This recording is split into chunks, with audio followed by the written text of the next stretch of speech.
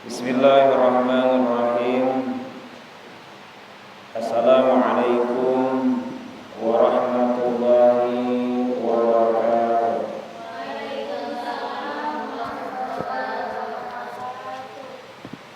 Alhamdulillahirabbil alamin wa bihi nasta'inu ala umuri dunya waddin.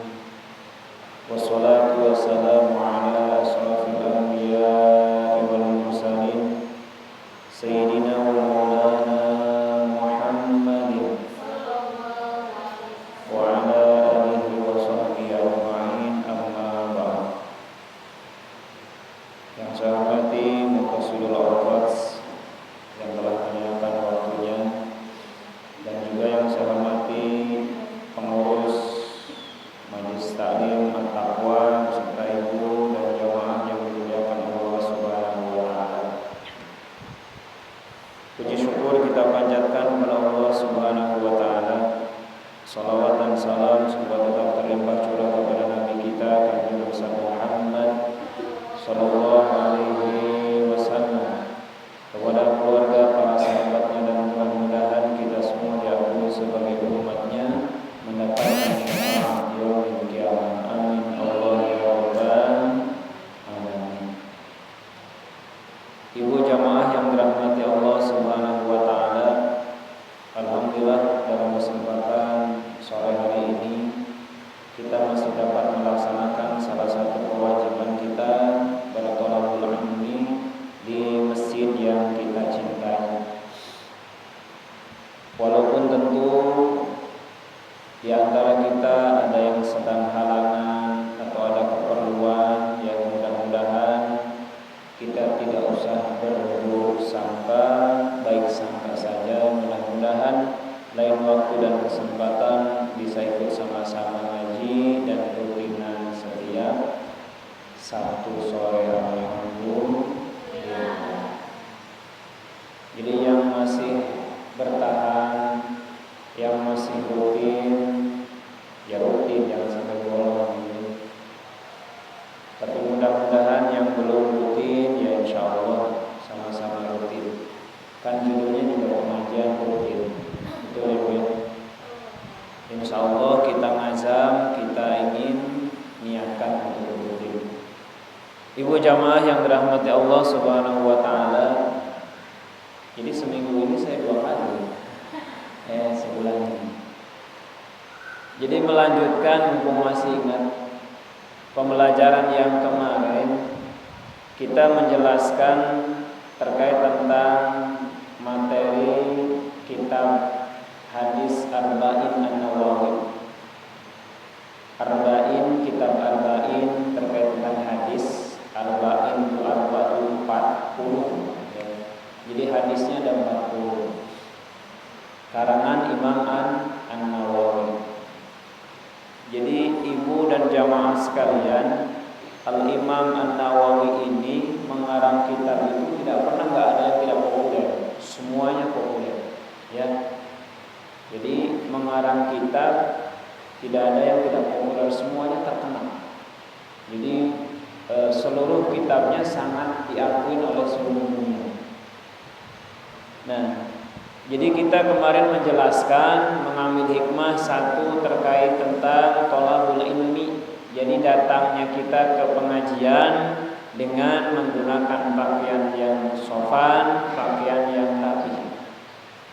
Kemudian ketika kita bertanya, itu bagian juga dari anjuran dalam thalabul ilmi. Jadi kalau tidak tahu memang kita bertanya.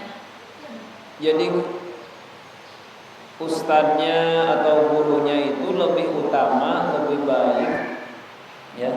Kalau ibu-ibu atau santri ataupun jamaah itu nanya, gitu ya.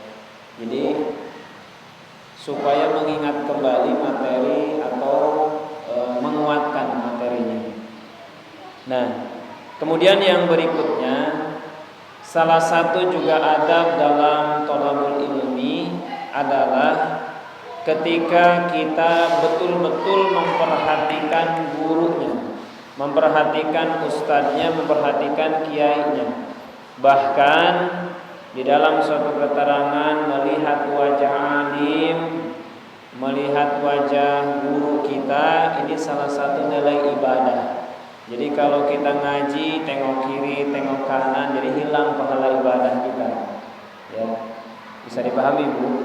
Alhamdulillah. Jadi saking lihatnya terkejep-kejep terus, Masya Allah. Ya, jadi ibadah Bu, gitu ya. Tandanya sebetulnya memperhatikan. Kemudian di zaman Rasulullah SAW ketika ngaji itu ngumpul, ya, jadi sahabat itu sangat rindu, ya, ketika Rasulullah SAW telah tiada. Jadi rindu ketika Nabi menyampaikan dakwah, menyampaikan mauidhah hasanahnya kepada para sahabat, ya, sehingga ketika suatu ketika, ya, baginda Nabi tidak ada, Nabi sudah wafat, itu pada nunduk aja. Sampai ada burung, ya, burung ke kepala di atas sahabat, kalau tidak salah Zaid, ya. Jadi burungnya itu ada di atas kepalanya, ya. Saking khusyuknya dia tidak pernah menoleh, jadi tunduk aja. Jadi burungnya diam. Kalau burung di atas kita sedikit aja gerak dia pergi. Jadi saking khusyuknya sambil lihat wajah gurunya, jadi sambil anteng gitu, tidak pernah goyang. Yaitu adabnya. Ini mah baru beberapa menit saya assalamualaikum, pembukaan udah goyang. Udah goyang. Iya, udah ganti posisi kanan kiri. Ustaz aneh gak? Saya gak aneh. Gak aneh ya Bu ya.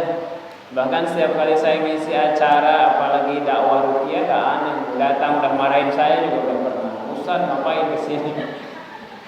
Tanda kesurupan. Ada gitu, sebetulnya udah gak aneh ya Bu ya. Gak aneh. Dilemparin sama aqua juga, tapi gak kena. Dilemparin tas juga alhamdulillah. Untung dilemparin tas. Coba kalau dilemparin, Masya Allah ya, sama isinya boleh. Jadi fokusnya majlis ilmu kita selaku, ya, yang belajar, yang menjadi jamaah itu fokus betul-betul memperhatikan gurunya. Itu adab dalam menuntut ilmu. Nah, kemudian yang kadang kita lupa ketika duduk, memang khusyuk tapi tidur. Tapi tidur gini, saking khusyuknya gini terus gitu. Pas bangun, Ustadz kayaknya hari ini gak nyampein apa-apa karena kita tidur. Ya gimana mau kedengeran materinya apa, karena kitanya tidur. Sering saya jelaskan, saya di beberapa tempat kalau ngisi khotib, kadang ada obrolan setelah ngisi khotib itu kan gabung sama para pengurus masjid. Yang satu kata Ustaz kayaknya nggak baca ini, padahal dia saya tidur. Disangkanya kita tidak sah bacainnya. Nah, memang salah satu yang kayaknya mubah, ya, kata Imam Al-Ghazali, yang pertama menasehati seseorang yang memang ahli ilmu, memberikan ilmu tapi dia sudah ahli ilmu, kayaknya mubah. Boleh, tapi untuk mengingatkan. Ya, ketika ibu misalkan ngasih tahu ke bunda, ngasih tahu ke Bu Yaya begini, ibu kayak ngajarin orang yang berilmu. Ya Bu ya. Itu artinya mubah gitu. Jadi ngajarin orang yang sudah bisa gitu. Masya Allah. Jadi seharusnya bahasanya mengingatkan, tidak boleh mengajari. Ini Bu begini Bu, ya nggak boleh. Ya kira-kira sudah dipandang sebagai guru, sebagai ustazah. Jadi kita menerangkannya, kalau menurut saya, kalau pendapat saya begini. Jangan ini harus begini, jangan keharusan jangan. Kemudian yang keduanya kayak mubah, kata Imam Al-Ghazali, adalah memberi makan kepada orang yang kenyang. Ya Bu, percuma Orang kenyang dikasih makan. Ya. Kemudian yang ketiganya memberi selimut kepada orang yang lagi panas. Orang panas dikasih selimut. Ya, masya Allah. Ya, itu kayak mubah. Nah, ibu jamaah yang dirahmati Allah Subhanahu wa taala. Kadang kita lupa ketika pengajian itu ya ada tembok kita nyender. Nah, itu nggak boleh, Bu ya. Anjurannya tidak boleh bersandar. Kan kita betul-betul fokus. Kayaknya kalau sudah ada tembok nyari yang nyandar gitu, nyender gitu. Nah, itu anjurannya tidak boleh. Jadi kita betul-betul fokus ya. Betul-betul fokus ya. Jadi dalam majelis ilmu tidak boleh nyender ataupun selonjoran tangan ataupun kaki kita gitu, jangan. Nah, Ustaz kalau gini gimana ya? Nawar dulu kalau dikasih tahu. Jadi intinya kalau ibu fokus gimana sih? Nah, itu aja. Kan kalau gini rasa-rasanya yang ibu dengar itu iya sih fokus, tapi ke kipas angin, sayup-sayup gitu. Tidur. Ya Bu ya. Nah, itu yang harus dipahami. Jadi betul-betul kita takdim, tidak juga diselang dengan kegiatan yang lain. Misalkan kita dengerin yang ngaji, yang tausiah, kita sambil gerak-gerakin pulpen gitu. Terus nah, tidak boleh diselang oleh kegiatan-kegiatan lain. Ustaz berat ya. Berat sekali orang yang betul-betul ta'zim, ya betul-betul sungguh-sungguh dalam menuntut ilmu, ya harus ditempuh dengan jalan yang sungguh-sungguh. Bahkan ada satu kitab yang membahas terkait tentang adab-adab menuntut ilmu. Ada satu kitab yang namanya Ta'limul Muta'allim. Ya, itu sering dibahas di pesantren. Itu kitab yang wajib sering dipelajari. Ya, itu mengawali ya Bu ya, baru awal ya Bu ya. Melanjutkan kemarin adab-adab menuntut ilmu. Jadi sedikit-sedikit kita merubah ya Bu ya. Itu paham ya Bu ya? Alhamdulillah. Dan kemudian yang selanjutnya sedikit mungkin kemarin, seharusnya pertanyaan ini kemarin, tapi sudah dijawab sih sebetulnya ya. Dalil terkait tentang keutamaan antara di masjid dan di rumah. Ya, kalau kita pengajian, misalkan ibu ada yang nanya, oh mendingan di rumah saja. Ini kan saya rumahnya dekat masjid. Ustaz juga kedengaran, saya mending di rumah saja duduk kan dengerin ustaznya. Sama tidak pahalanya dengan duduk di masjid? Sama tidak Bu? Beda. Ibu di sini, orang lain di rumah juga beda ya Bu ya. Betul? Jangan ragu-ragu Bu, Sulawesi kayaknya ragu-ragu nih. Ini kayaknya termakan bisikan tetangga. Yang istiqomah ya Bu. Jadi beda antara kita duduk di masjid sama duduk di rumah. Yuk kita cek ya. Di dalam satu kaidah ilmu, seseorang yang pergi menuntut ilmu ya, apalagi ke masjid, tentu dia pahalanya seperti jihad di jalan Allah. Jadi dia pergi menuntut ilmu itu sama dengan jihad di jalan Allah. Ya kalau nggak pergi, ada nggak pahala jihad?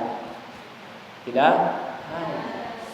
Apalagi sudah duduk di masjid. Ibu duduk di masjid ya, bedanya masjid sama musola. Masjid itu kan asalnya dari sajada, yusajidu masjidan, berarti isim makan. Ya. Pakai mim, artinya tempat. Sajada itu kan sujud.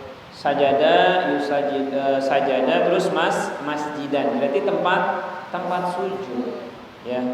Artinya memang ini tempat sujud. Bedanya sama musola, berarti kalau biasanya masjid ini digunakan untuk Jumat.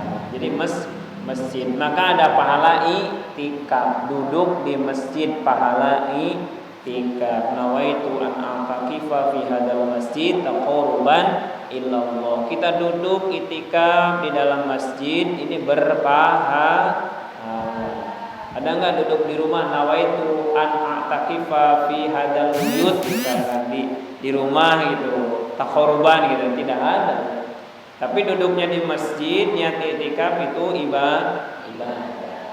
Kemudian berikutnya ketika kita di masjid ya, di dalam Al-Qur'an juga dijelaskan bahwa seseorang yang memakmurkan masjid ya, seseorang yang datang ke masjid ya betul-betul dia mengharapkan keridhaan Allah, maka tentunya Allah ridho kepadanya. Jadi Allah yang jamu, Allah yang jamu. Jadi datang ke masjid, jadi ke rumahnya Allah. Kita datang ke rumah, pergi ke tetangga ya, disambut, betul nggak Bu? Disambut kan? Nggak ada makanan, nggak ada minuman juga diada-adain ya Bu ya. Ngutang-ngutang yang ngutang helat nggak apa-apa kan gitu ya, untuk tetangga. Ikramu dhaif, ingin memuliakan tamu, betul nggak? Sampai minjem dulu gitu, nanti bayarnya ya. Nah, betul nggak? Itu ingin memuliakan tamu. Tentu masjid pun adalah baitullah, rumahnya Allah. Fi buyutikum adzinallah. Jadi masjid ini adalah bumi Allah, rumahnya Allah. Ada suatu cerita begini, ya, di zaman Rasulullah SAW, ya, seseorang itu ada yang setiap hari pergi ke pasar, namanya pasar Buktan, ya. Setiap hari itu pergi ke pasar, ya. Yang dia lakukan memang seneng gitu ke pasar. Kemudian setelah dia ke pasar, dia beli unta betina yang paling terbaik. Nah, tiba-tiba ya kata Rasulullah, apa yang kau lakukan? Setiap hari saya pergi ke pasar dan saya senang ke pasar. Ya, untuk membeli apa? Membeli betina unta betina. Kata Rasulullah Sallallahu Alaihi Wasallam, apakah tidak lebih baik? Jadi ada iklan kagetnya. Apakah tidak lebih baik ya engkau pergi ke masjid? Apakah tidak lebih baik engkau pergi ke masjid? Pahalanya lebih dari 2 ekor unta betina, kata Nabi Sallallahu Alaihi Wasallam. Paham Bu? Jadi kalau seseorang pergi ke pasar, dia beli untanya yang paling baik, unta betina, ya, itu pahalanya masih lebih baik dia pergi ke masjid, baca Quran, ya. Kalau dia tidak memutuskan silaturahmi, kalau dia tidak berdosa kepada Allah, paham ya? Dan tempat yang paling buruk adalah pasar. Tempat yang paling baik adalah masjid. Ada nggak tempat? Berarti rumah kira-kira tengah-tengahnya nggak? Jadi disebutkan tempat yang paling baik adalah masjid. Tempat yang paling buruk adalah pasar. Ya, udah titik itu. Nggak ada koma. Jadi kalau ngebayangin rumah gimana? Nah, perintah rumah ini adalah di dalam keterangan yang pertama adalah Rasul menganjurkan jangan sampai rumahnya jadi seperti kuburan. Tuh, jangan jadikan rumah-rumah kita seperti kuburan. Apa? Dengan membacakan Al-Qur'an. Jadi kalau sepi berarti rumah kita kayak kuburan. Kemudian yang keduanya, ya, jadikan rumah-rumah kita ya sebagai rumah yang selalu ada bimbingan, dalam artian ketenangan di dalam keluarga. Jadi ada saling menasehati, ada kumpul bareng gitu ya. Jadi kebahagiaan ketika kita berkumpul bersama keluarga. Itu jawabannya, ya. Nah, kalau tingkatan pahala, sekali lagi mengambil dalil yang umum bahwa pahala itu adalah menghitung kepayahan. Ya, kalau kita banding-bandingkan Ustadz antara ngaji begini dengan ngaji online, mana yang lebih baik, kan kira-kira begitu. Ya lebih utama kan begini, ya Bu ya. Betul nggak? Ya. Ya, termasuk kami juga pernah menanyakan tadi ada daurah sama Syekh Ahmad Al-Misri ya Bu ya, yang sering ada di TV One. ya itu pembina ruqyah, menanyakan bagaimana kalau ruqyah jarak jauh dengan jarak begini gitu ya, kumpul. Ya lebih utama tetap dengan jarak kumpul gitu ya, jangan jarak jauh gitu. Kecuali kalau urgent yang mendesak. Paham ya Bu ya? Nah, itu yang sedikit saya sampaikan. Ya. Materi yang ingin disampaikan, Ibu baru materi Ibu ya. Nah, 10 menit. Materi yang ingin disampaikan insya Allah terkait tentang bahaya hasad, dengki dan ain ya Bu ya. Apa Bu? Bahaya hasad, dengki dan ain. Rasa-rasanya kalau ibu dengar hasad, ibu dengar dengki itu pasti paham. Tapi pas dengerin ain itu apa? Nah, ibu pasti tanda tanya, apa itu ain kan gitu ya. Nah, kalau ain itu bisa ditemukan kalau ibu nanyanya ke peruqyah. Kalau bukan berarti mengesampingkan guru-guru yang lain kan. Ain itu ibu bisa pahami seseorang yang tahu kaidah terkait tentang pengaruh-pengaruh baru paham terkait tentang ain. Hasad, dengki dan ain. Kita bahas ini ya. Nah, kenapa ini begitu penting ya kepada kita? Karena ya ketika dalam pelaksanaan kita sudah ibadah, sudah ngaji, kemudian tapi masih hasad, tapi masih dengki, tapi ada pengaruh ain kepada kita, ya maka tentu amalan tersebut akan menghancurkan amalan ibadah kita. Ya bisa dipahami ya Bu ya. Nah, yang pertama hasad sendiri, jadi timbul ya ketiga-tiganya nih hasad, dengki sama ain. Timbul yang pertama karena kecemburuan. Kemudian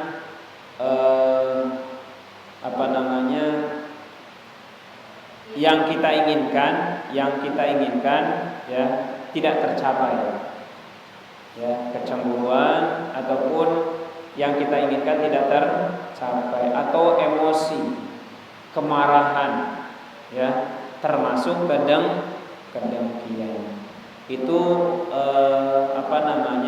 secara umum ya, bagaimana mengetahui terkait tentang hasad, dengki dan ain. Jadi kalau kita misalkan punya satu keinginan, tiba-tiba keinginan kita takut tidak terlaksana, bahkan orang lain duluan, nah itu akan timbul atau akan muncul apa? Hasad. Akan muncul dengki, akan muncul. Jadi kalau kita punya keinginan sesuatu, kemudian khawatir bahwa keinginan kita ini tidak tercapai, bisa saja itu menjadikan awal sebabnya ada hasad. Ya, itu dari yang paling ringan. Itu yang paling ringan. Nah, kemudian yang beratnya adalah ketika kenikmatan yang dipunyai oleh orang lain, ya, kita menginginkan kenikmatan tersebut hancur. Paham Bu? Nah, alhamdulillah ya. Nah, ketika kita menginginkan nikmat yang orang lain alami, ya, yang orang lain rasakan itu hancur, maka itu mulai tampak kita terkena penyakit hasad, penyakit dengki, penyakit ain. Nah, bedanya antara hasad, ya, hasad itu memang perbuatannya belum terjadinya sebelum. Hasad itu biasanya sebelum. Tapi kalau ain itu biasanya sesudah. Kalau dengki adalah akibatnya. Ya. Dipahami ya Bu ya. Kalau hasad itu sebelum biasanya. Nah, kalau ain itu sesudah. Kalau dengki itu biasanya akhirnya. Bisa dipahami ya Bu ya. Nah, kalau hasad sendiri ya, Jadi ketika kita belum melakukan sesuatu, ya, misalkan orang lain sudah berhasil, orang lain sudah sukses, ya Bu ya, kitanya belum. Orang lain sudah punya uang, orang lain sudah punya harta, kemudian mobil, ya. Nah, kita belum. Nah, itu timbul berarti mulai hasad. Kalau bahasa ibunya apa ya? Iri. Iri tanda tak mampu. Bisa dipahami ya Bu ya?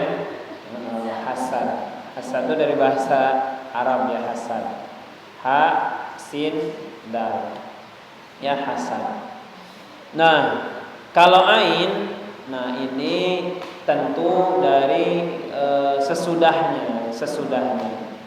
Nah, ini timbul karena ya sudah melakukan. Biasanya ketika ibu melihat seseorang yang sudah punya kendaraan, ya, kendaraannya di depan kita, misalkan dia sudah beli barang baru, sudah ada di depan kita, gitu ya. Nah, tiba-tiba ibu tuh setelah hasad, ya, berarti masuk kepada ain, ya. Jadi mulai ain itu sebetulnya dari pandangan. Lihat motor baru, tetangga baru beli, lihat tetangga beli sesuatu. Nah, ibu tiba-tiba matanya yang tadinya biasa aja langsung melotot.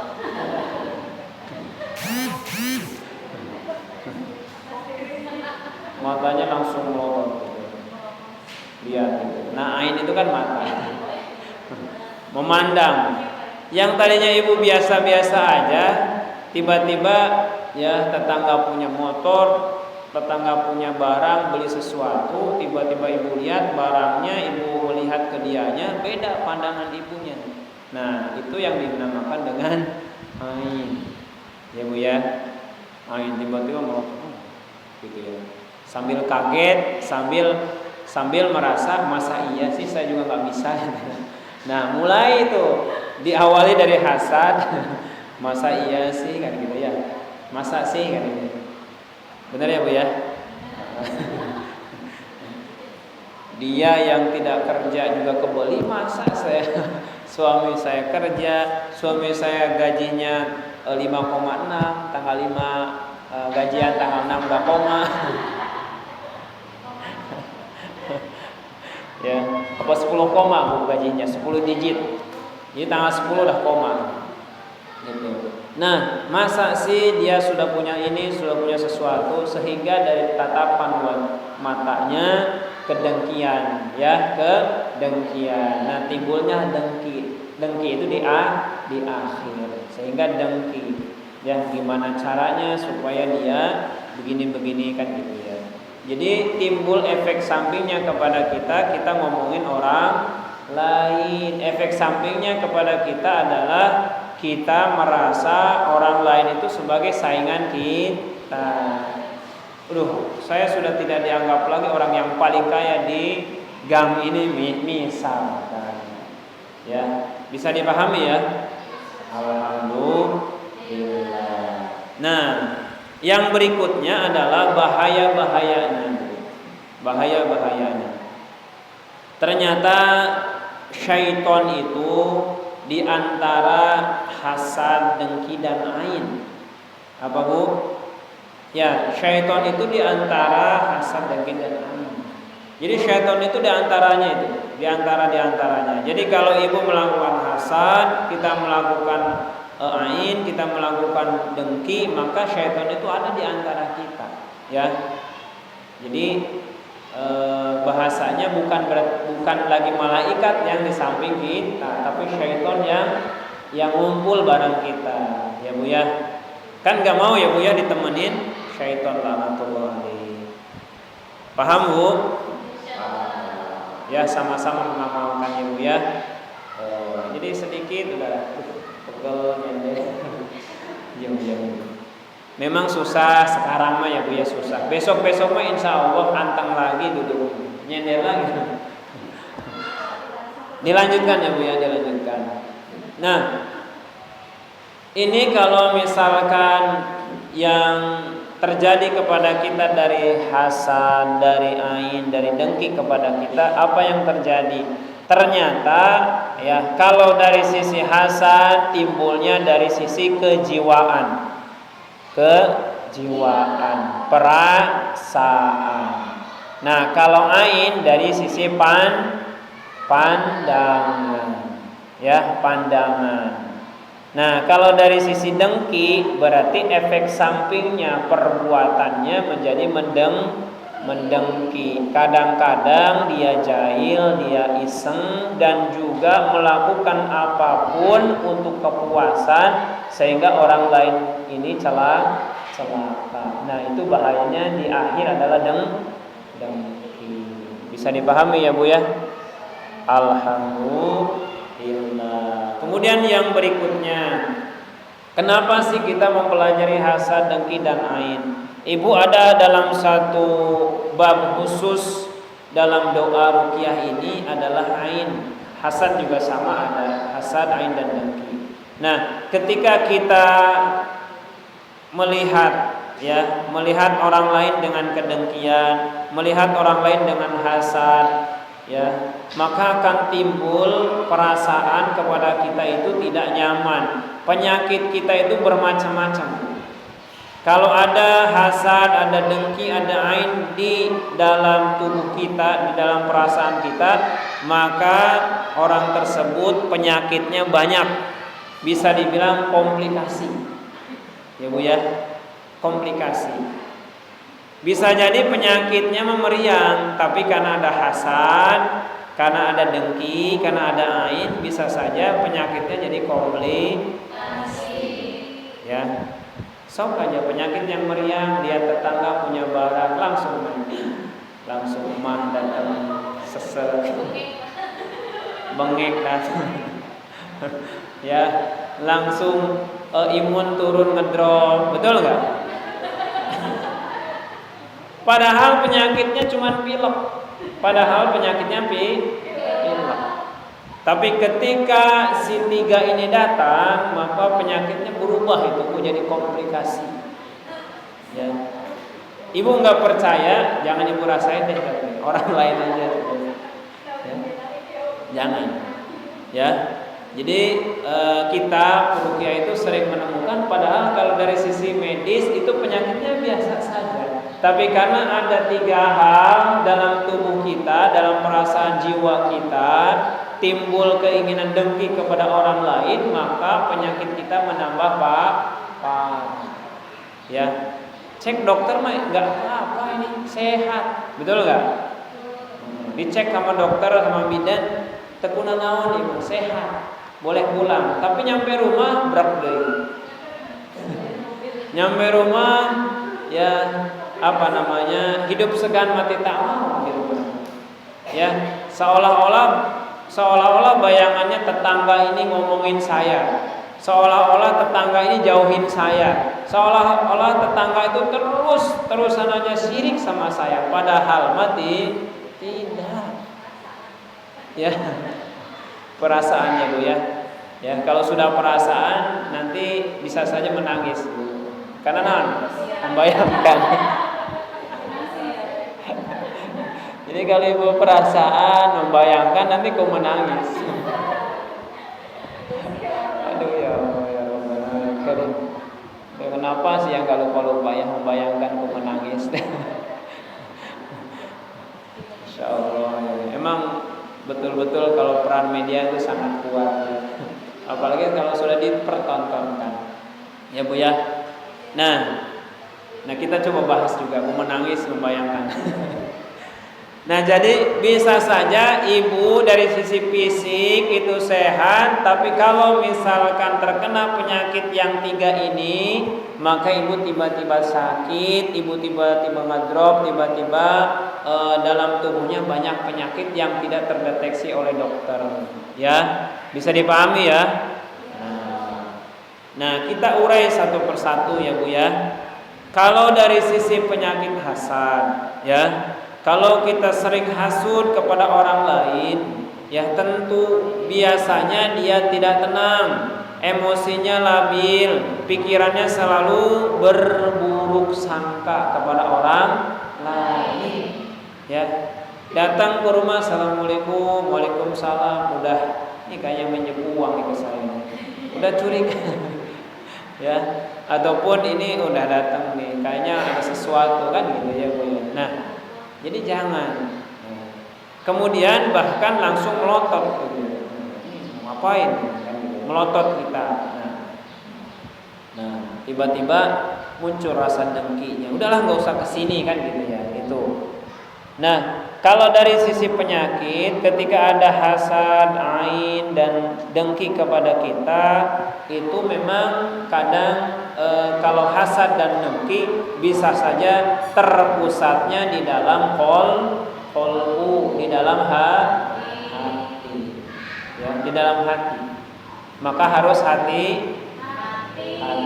Jangan main hati. Lebih baik makan. Ibu yang jawab. Masya Allah.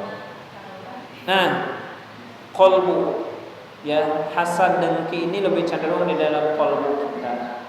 Ya, memang kita tidak bisa sih melihat qalbu ya Bu ya. Walaupun ibu dulu misalkan suaminya, kalau nggak percaya, misalkan ibu ini cinta matinya bapak, belah aja dadanya, gitu. Ya kalau dibelah dada, ya mau didonorin ya Bu ya, Masya Allah, gitu ya. Jadi Insya Allah sehidup semati katanya ya Bu ya. Sehidup tidak mati. Jadi Masya Allah. Ya. Nah, kalau dari sisi hasad dan dengki memang lebih cenderung kepada hati, namun kalau dari sisi ain lebih cenderung ke pandangan mata kita. Ya. Kita lihat Bu penyakitnya. Kalau dari hasad dan dengki memang lebih cenderung pada anggota tubuh kita, terutama hati yang selalu banyak suudzon, buruk sangka kepada orang lain. Ya. Nah, penyakit-penyakit yang ditimbulkan tentunya kadangkala kalau dari sisi ain, kalau dari muka kita kelihatan ibu kusem, kelihatan murung, kelihatan cemberut, kelihatan teu enak dilihatnya gitu ya. Jadi itu tanda-tanda penyakit ain. Nah, jadi lamun cemberut, kusem gitu ya. Terus mukanya tidak enak gitu, dipandang semerawut, itu tanda-tanda penyakit ain. Tiba-tiba gatel, nah, itu penyakit ain. Ya. Gatel gitu. Tiba-tiba gatel. Orang lain punya duit, kita yang gatel. Ya. Itu memang terkena penyakit ain, atau sering bahasanya sering ada bintik-bintik yang biru gitu ya Bu ya, bintik-bintik yang biru. Itu bukan dicium jin, bukan Bu. Bukan dideketin, bukan. Ya, bukan. Tapi itu bisa saja ada terkena penyakit ya. Ya, boleh jadi kalau kedokteran ya pegel ya. Tapi kalau dari sisi penyakit non medis adalah terkena penyakit al-ain gitu. Nah, tapi untuk ain sendiri itu bedanya bisa saja dari kalangan, bukan hanya manusia. Kalau ain bisa saja dari kalangan bangsa jin. Jadi ibu karena dilihat terus sama bangsa jin, dipandang terus ya Bu ya, sehingga tidak nyaman, sehingga tidak enak. Paham ya Bu ya? Nah, kenapa? Ya karena muka ibu cemberut, muka ibu musem, muka ibu semrawut. Jadi yang dilihat disenanginya sama pengaruh. Ya. Makanya Bu ya, kenapa ngaji berpakaian yang rapi, yang sopan? Ya, karena ibu lagi dideketin malah pas lihat malaikat ibunya semrawut, ibunya kusem, balik lagi, embung aneh lagi. Ya, jangan kalah sama keondangan. Kondangan semua dipakai, gitu ya. Parfum 7 rupa dipakai, bedak 7 kilo dipakai. Masa bulu mata dipakai, semua dipakai. Giliran kondangan, giliran ngaji iya wae bajuna. Iya wae nu dipakai. Masya Allah. Paham ya Bu ya? Nah, kalau dari sisi penyakit, memang kalau hasad dan dengki itu lebih cenderung kepada hati. Ya, kalau dari sisi ain lebih cenderung kepada sisi raut muka, wajah gitu ya, ataupun di bagian-bagian tertentu sering ada hijau-hijau gitu ya, biru-biru. Di samping juga bisa saja kecapean, namun itu juga bisa saja pengaruh ain. Nah, kenapa ain sendiri memang bukan hanya dari sisi kedengkian, dari sisi dari pandangannya bukan saja dengki ataupun ingin nikmat orang lain hancur, namun pandangan yang takjub, pandangan yang kagum, pandangan yang melenakkan itu juga bisa menyebabkan penyakit. Merasa kita yang punya ini, saya ke pengajian udah rapi, udah menor misalkan. Ke kondangan sudah semua saya pakai, ini loh saya, kan gitu ya. Misalkan takjub sama diri kita sendiri, ataupun sama suami, ini suami saya, pasangan yang paling sejati, kemana-mana ditemenin Arjunanya, misalkan ya, tanpa menyebut asma Allah, tanpa menyebut kalimah-kalimah Allah, masya Allah, tabarakallah. Nah, sehingga kita terkena penyakit ain. Ya, apa penyakit ain? Tiba-tiba ibu ngedrop, tiba-tiba ibu sakit, pulang dari mana-mana, tahu-tahu capeknya berlebihan, langsung capek yang nggak jelas deh gitu, langsung tiba-tiba ngedrop lah gitu. Ya. Karena tadi kita merasa bahwa kitalah yang paling baik ataupun yang indah, yang bagus gitu. Bisa dipahami ya? Alhamdulillah. Atau kalau kepada keluarga, biasanya kepada anak tiba-tiba kurus. Punten ya Bu, kayak kekurangan gizi gitu ya, kayak kurang makan, sering menangis mulu kalau tiap malam. Bisa saja ibu ataupun keluarga melempar ain kepada anaknya. Karena apa? Bukan berarti kesel ya, rata-rata kalau kesel masih ya, rata-rata kan? Oh gitu.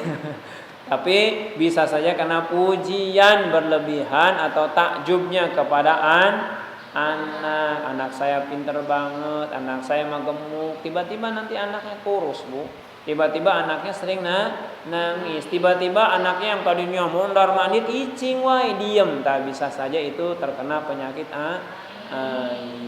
ya. Kalau urusan hasad dan dengki mah rasa-rasanya ibu sudah paham ya, tapi yang belum saya jelasin ain saja ya, bisa dipahami ya. Maka di dalam Quran dijelaskan ya, apakah engkau ketika melihat kebun tidak mengucapkan masya Allah la quwata illa billah. Nah, jadi kalau kita melihat pemandangan kebun yang bagus, pemandangan yang indah, maka kita mengucapkan masya Allah la quwata illa billah. Itu yang memberikan anjuran langsung dari Allah Subhanahu wa taala di dalam Quran langsung ya. Itu petunjuknya ataupun landasannya. Jadi ketika kita melihat satu pemandangan yang indah, kemudian kita anggap ini lingkungan saya yang terbaik, tiba-tiba jadi gersang, Bu. Ya. Tiba-tiba berarti memang itu terkena penyakit ain. Dan biasanya ya kepada ain itu mudah, Bu, sebetulnya diobati, namun efeknya, akibatnya banyak gitu.